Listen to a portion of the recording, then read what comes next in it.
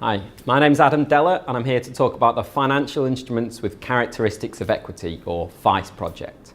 Now this project is really looking at the issuers of complex instruments. So we're not really looking at simple debt or simple shares.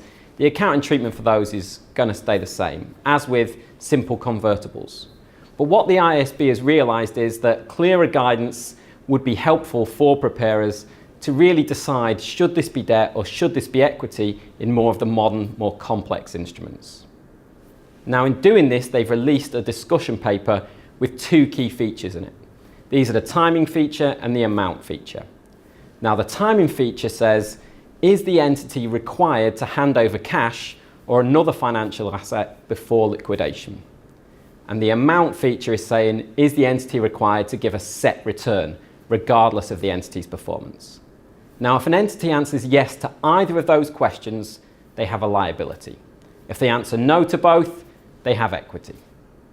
So if we look at an example, if an entity has an obligation to deliver 100,000 shares, under the timing feature, they have no obligation to deliver cash or a financial asset, just an obligation to deliver equity. So they would answer no.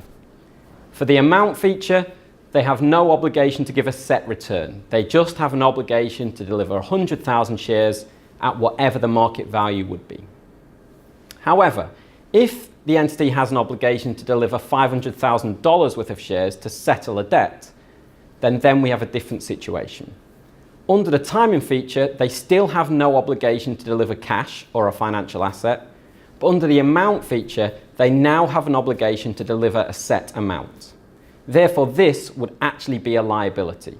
Even though it's an obligation to deliver shares, because it's a set amount, this would be recorded as a liability.